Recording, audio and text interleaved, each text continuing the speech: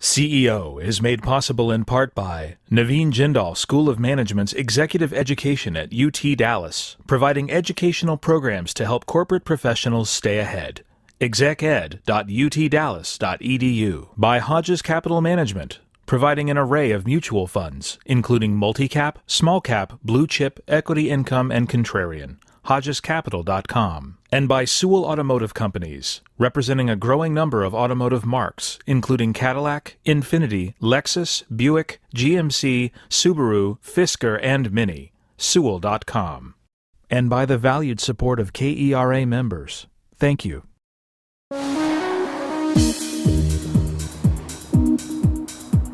Satish Gupta is founder and CEO of SB International, a steel distributor serving the oil and gas industry.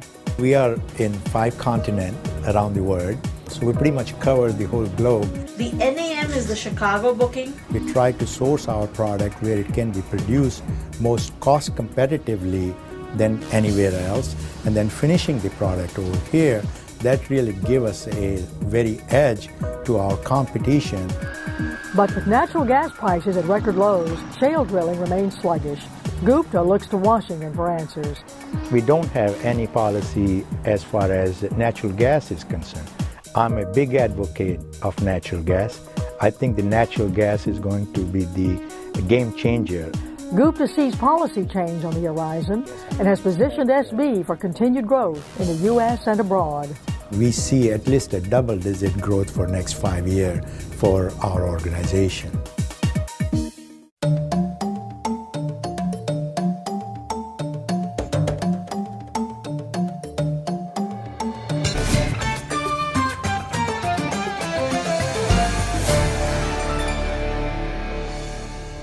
Satish, you told the Dallas Business Journal at one point that the worst mistake you ever made in business was trying to do manufacturing in the U.S. Why did you feel that way? You know, I've been in business for over 32 years here in Dallas. We've been involved in manufacturing several times, the steel manufacturing or finished product or so forth. And anytime we went into the big time manufacturing, it didn't work out for us. And for some reason or other, we found whether it was a labor union or it was an environment issue or it was a legal issue, that we found it was very difficult to have lots of manufacturing over here. But since then, it has changed for us. We do now a lot of processing over here.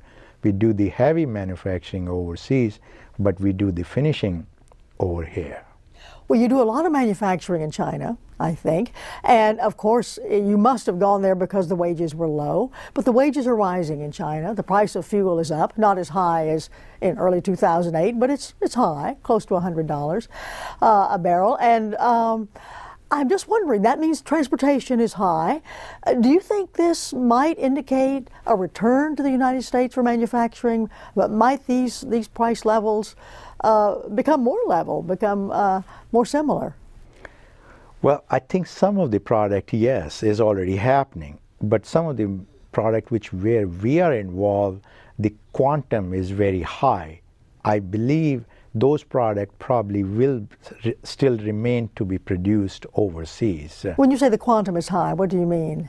Well, let's say, take example of pipe and tubing. You know, we consume just in the oil and gas sector somewhere close to about 7 million ton of pipe and tubing, you know, and quite a bit of this product comes from the overseas. So this has a lot of volume involved in it. And when it comes to that kind of volume, I think there is you will find a competitiveness somewhat in overseas to make those products overseas and then bring it and produce it over here. But some high-end product are moving over here. I see. So you're saying that the transportation costs are not anything compared to the wage costs, which are still much lower in China. Yes. So. Well, you got a company called Crucible Services. You bought that company 2 years ago, and it means that you have 10 service centers around the country, one in Arlington, Texas, several in the American South and in the Midwest, a couple in the Northeast. What do these service centers do? Well, this is a very interesting story. We bought this company in 2010. The company went into bankruptcy. We took over in 2010. We created about 200 jobs in that company since then. The company provides very high-end steel product for the manufacturing part of it, for the auto industries. They provide tool steel for all various kind of manufacturing. Aerospace, even high-quality knives. Yes. You're in everything. Yes, the knife, as you mentioned it, yes. You also started a company called Navitas in Calgary, Canada. You did it with a man named Shane Jones, and you're supplying tubular goods for drilling. You store this product in various places in Western Canada. Why several places? Is it just-in-time inventory that you're trying to supply? You want to be close to each customer? That's the main reason. Because our customer demands that within a 24 hours or 48 hours, you're there. That our pipe should be there. So we do store at several places up in Canada. In United States, we primarily store in Houston and Houston area and try to service the market over here. Now, what about the Keystone XL pipeline? Very controversial. It's supposed to run from Canada down through Nebraska, a different part of Nebraska now, and on to the Gulf of Mexico and Texas. It was about to be approved, I think, by the State Department, but then environmentalists got upset and it was put on hold. What do you anticipate will happen after the election? Well, this is very interesting. I am for Keystone Pipeline. I think it should have been approved. I think it should get approved after the election because it's very important for the U.S. Because we do need the oil. Instead of the oil coming from unfriendly countries, Canada is already exporting more than 1.5 million barrels a day. And this pipeline would have helped them to export much more to the United States and for us to receive it. So I'm very optimistic after the election is over. I think the State Department would work out some type of modification and this pipeline will be approved. Are you satisfied with our energy policy in this country? Or put another way, no matter who wins the election, only a few days away, what would a good energy policy be? No, I'm not satisfied with the current energy policy. I like to see big change in the energy policy. First of all, I don't think there is any energy policy. I think it's a hodgepodge, just like as you pointed out, Keystone, pipeline.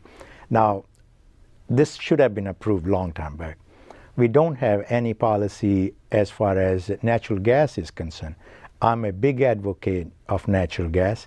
I think the natural gas is going to be the game changer because we have lots of it and we should be drilling and using more of a natural gas. There is also no export policy, which is clear-cut policy on natural gas for the export. So therefore people are very unclear and uncertain, and we like to see a clear-cut policy on the export of the natural gas. Well, now you're telling me something that's kind of new to me. You say we need a body of law that governs the export of natural gas. Are producers not free now to export the natural gas if they want to, if they have a willing buyer? At present, we cannot export natural gas without getting an export permit, which are held up in Washington. Is this from the Energy Department? Yes. Is that on a case-by-case basis, the permit? At present, yes. So that is no policy, is it?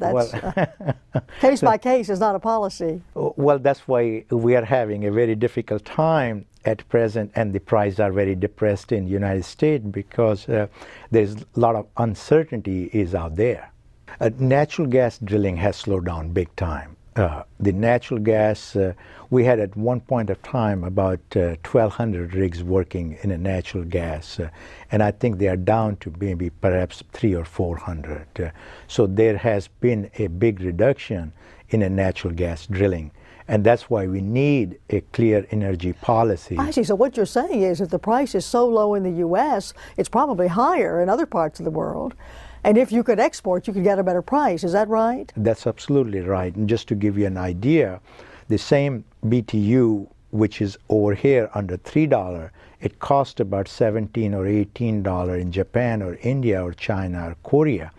And the same units cost about $12 to $13 in Europe. So because of there's no policy, we have lots of it. Therefore, we have a lot of huge supply of it. But we are not allowed to export, or the clarity is not there the prices are very depressed over here, and we like to see Of course. some sort of a energy policy to whether to use the natural gas in our auto industries or transportation industries or in power plant or for export, so that we can start using it and same time improve the price so that we can have a lot more drilling and reduce the dependency on the foreign oil for. So if we export natural gas, we can also reduce the deficit. The trade deficit. The trade deficit with those countries. And same time, I think the other area, we can ask them to come and build the infrastructure, like the LNG terminal, the pipeline, so they can be allowed to take the natural gas from here in exchange for building this infrastructure, which will create millions of jobs in the United States. And the Chinese would be delighted to do that, I'm sure. They're the Chinese, the active Japanese, every place else. Yeah, and so is the Japanese and the Korean, you know, because they need it. And they rather buy this long-term natural gas from United States than unfriendly country in the Middle East or South America. You're marketing to very specific customers. It's not consumer marketing at all. How do you do it? Well, for each product is different. For example, for tubular product for oil and gas industries, we sell to the other distributor. So we bring the product in bulk and then we finish it. And you're importing it. You're bringing it from China, from India. From various parts of the world. And then we go through the quality, we process it in Houston, and then we sell those products to the other distributor, which are supplying the product to the exploration and production company here in the United States. You've been doing more business in Latin America, isn't that right? You find things a little slow in the U.S. and Europe, but Latin America has a lot of opportunity. Well, Latin America, we haven't done a lot of business. Our main market at present is in North America. We're trying to break into the Latin American market. We are also trying to break into the African market. Your son, Arish, is working on these, isn't he? Yes, he's the one who brought us in 2009 the opportunity from Canada, and he's the one who's heading the Canadian operation, which has worked out very well. This is Navitas? The SB Navitas. Yes. And now we are looking, because as you probably must have heard, there's more and more drilling is going to take place in the African region, and as well as in... And China is all over the place. Well, China is, but so is the Latin America, the South America. So we're trying to break into those markets, the African market as well as the South American market. And are you thinking of Brazil primarily, maybe Mexico? Primarily Mexico, Peru, Chile, Argentina. Brazil is a little bit difficult because mostly it's offshore at this moment. When it's become the onshore, then perhaps we'll get involved at that time over there. Well, now, what's going on with Pemex? There's a new president in Mexico. Is he going to allow foreign investors more of a role in Pemex, which would improve the situation? Production is declining. Well, that's a good question. We've been trying actually with Pemex for the last 2 years. Pemex has been very difficult to work with. Always has been. And we are hoping with the new president, this will happen. And you're absolutely right. Even though we were told they have one of the highest reserve and their production is declined. And now you take a look at the Canada where the production is going up. And when you see Pemex in Mexico, the production is going down. So it's very obvious they have to open up this market to the private sector. You've been interested in the Middle East also. Where are you active in the Middle East? What are you looking for there? Well, oil and gas, like everybody else. Well, our main product is oil and servicing to the oil and gas industries. So we've been looking in Middle East, trying to supply our pipe and tubing to the various countries, primarily to Oman, to Kuwait, Saudi Arabia, but it's been going very slow. We hope to break into those markets hopefully within a year. Why is it slow? Well, that part of the world, most of the business is controlled by the government. And dealing with the government sometimes could be, it could take long period of time before you break into it. But once you have to have a lot of patience, just like we are seeing here in Mexico, as well as in Africa, as well as in Middle East. But once you break into it, then you do get a long-term contract.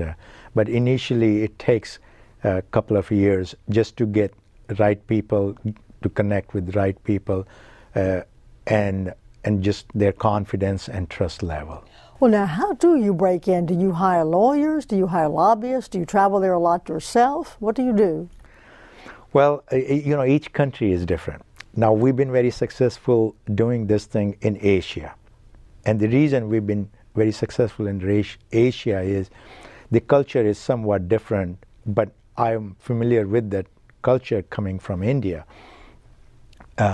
Primarily, when you're doing business with somebody over there, you have to treat them more or less like your family member, or you have to spend a great deal of time with them, going out for long dinners. Yeah, they feel they know you better. Well, you treat them like a family, so then you are going to be there when there is a good time or when there is a bad time. Satish, what about regulations? You operate all over the world. How do you cope with the various governments with which you must deal? Where the regulations can be quite daunting. They are, just like in Africa, the regulations are really, they just have so many things going on over there that it's just kind of hard to understand. So sometimes it could take almost 6 months or 1 year just to understand doing business in that part of the world. Where are you going in Africa? What countries? Well, we're trying right now, we're working in Ghana. We're trying to get some business over there in Ghana because Ghana has a lot of gas, production and oil. And a pretty good government, I gather. Yes, but they just had I think their president just passed away, so they're still going through some up in the air. Up in the air. Then we have a Tanzania that, and then we are also trying to work, we were trying to work something in Egypt and Libya, as you probably know it. So those are lots of luck. Are you serious about Egypt and Libya? Well, they do have a lot of oils, as you know it. So we're going to try to see if we can get into it in Nigeria. So we're trying, some of those countries because we do see our product down the road selling to those countries. You participated in a roundtable that Warren Buffett got together to talk about the economy. What did you think of him when it was over? He's a wonderful person. I have a lot. Was this in Omaha? It was in Omaha, Nebraska, about 3 or 4 months back. I'm a big fan of him. We talked about it, and again, I tried to pitch my natural gas story to him, which he was really impressed. And he also a big believer of natural gas. I really like him, and I think he promised me that he's also going to look more deeply into the natural gas and the uses of the natural gas, and indeed he's looking into it using the natural gas in the power plant as well as the locomotive or the train because he owns BNSF in Fort Worth. Yes, in Fort Worth. So he said they are looking into it using the natural gas for the train system, and which I was very impressed. You grew up in India. You were the youngest of 5 children in a conservative Hindu family, and your father owned a steel mill. Is that what attracted you to the steel business? You grew up in it? Well, yes and no. Initially, I did a business. I came here in 1979 to do my MBA over at the University of Dallas. University of Dallas. And while I was doing my MBA, I just wanted to start some business because the United States, when I came over here back in '79, India was somewhat a controlled economy. And when I came here and I saw a lot of opportunity of doing business here, the America is a true land of opportunity when it comes to that. So I was fascinated. All I wanted to do is get involved in some business or other. It just happened. We tried many different things. We tried plastic. We tried agriculture product. And some reason, I guess it came back to the metal or the steel product, and seems like it had it in my gene, and that kind of stuck, and we just took off. In India, you went to Loyola University in Chennai, India, and then the University of Dallas, both Catholic universities, where you're a Hindu yourself. What attracted you to these universities? They're very good. That's one reason, I'm sure. Well, Loyola College is one of the finest institutions in India, and University of Dallas is over here. First of all, I have a lot of respect for the father and sister and brother, those who dedicate their life, their whole life for the education. I really enjoyed, and particularly over here, University of Dallas, I had a sister, Joseph Marie, she's no longer, but she was the librarian. She helped me a lot while I was going to this University of Dallas over here. And then there was a Father Hardy who helped my wife. While she came with you? She came to the university? She went to school, but she came about a year after I came. And she worked in a philosophy department for Father Hardy, who helped her while we were trying to do our business over here. Well, now, was this an arranged marriage? No. No, that's unusual. That's unusual, yes. Yeah. How did you manage to avoid an arranged marriage? Oh, this is a long story. Oh, give us part of it.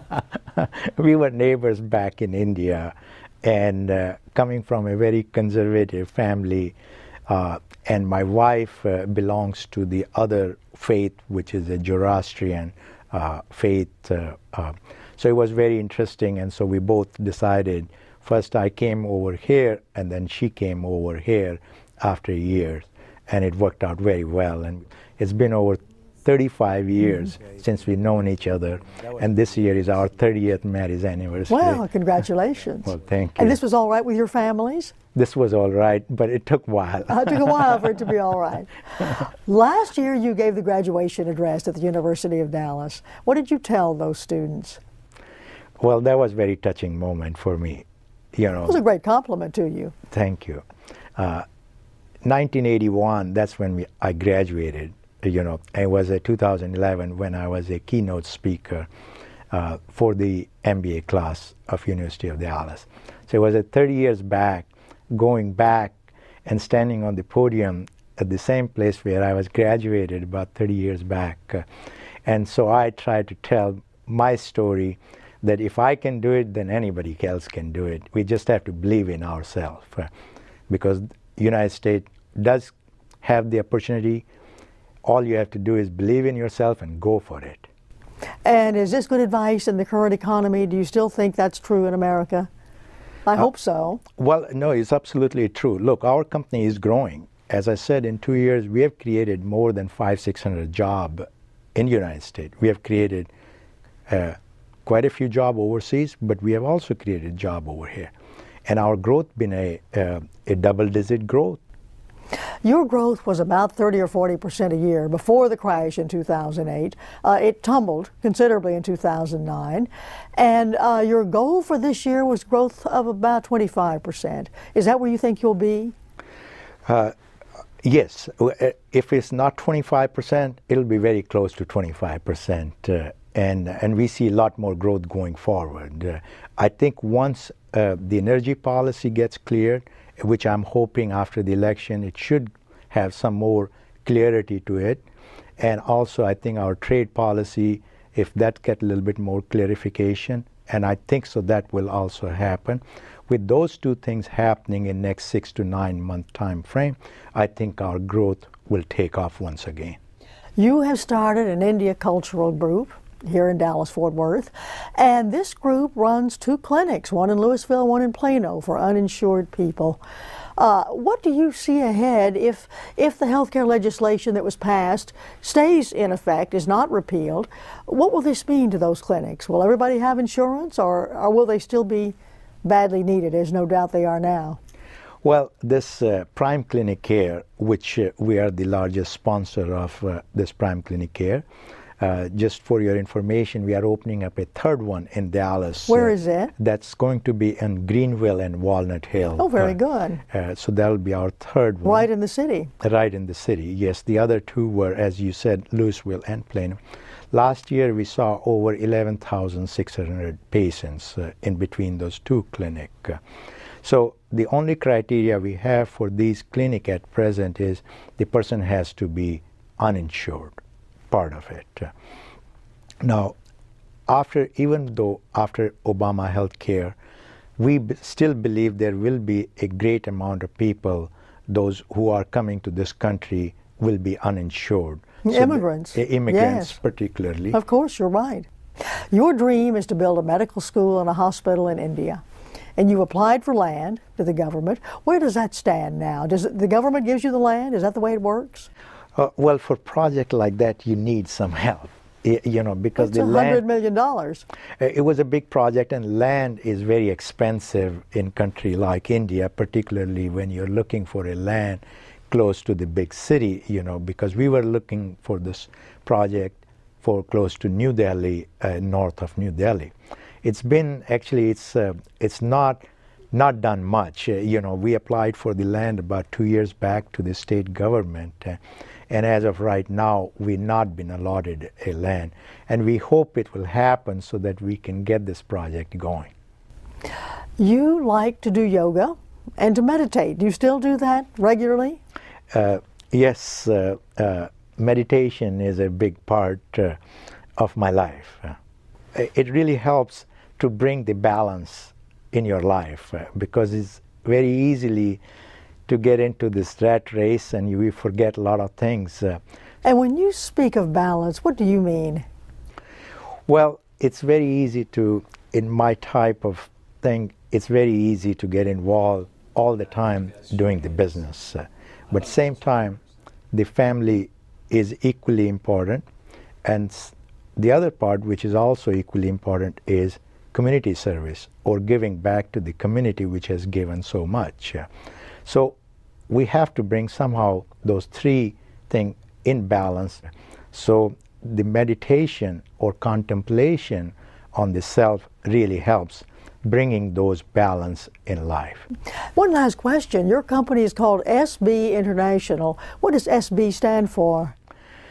Well, SB International is a company, the name came from my uncle and from my father. We had a company back in India which they started, which was their full name, which I didn't want it to, because it would be very difficult here, so I just made it a short version. Well, what is the name? The full name is Suraj Mal, which was my uncle's name, and Besnath was my father's name. So S for your uncle, B for your father. So this is my tribute to them for the company which they started, and they helped me in my lifetime. Well, Satish, all the best to you, and thank you very much. Well, thank you, Lou. It's been my pleasure to be on your show. Yeah, thank you.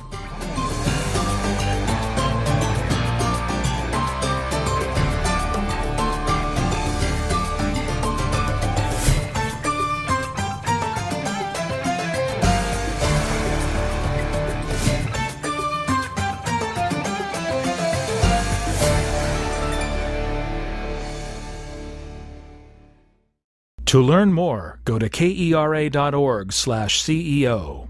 CEO is made possible in part by Sewell Automotive Companies, representing a growing number of automotive marks, including Cadillac, Infiniti, Lexus, Buick, GMC, Subaru, Fisker, and Mini. Sewell.com. By Hodges Capital Management, providing an array of mutual funds, including multi-cap, small-cap, blue-chip, equity income, and contrarian. HodgesCapital.com. Naveen Jindal School of Management's Executive Education at UT Dallas, providing educational programs to help corporate professionals stay ahead. execed.utdallas.edu. And by the valued support of KERA members. Thank you.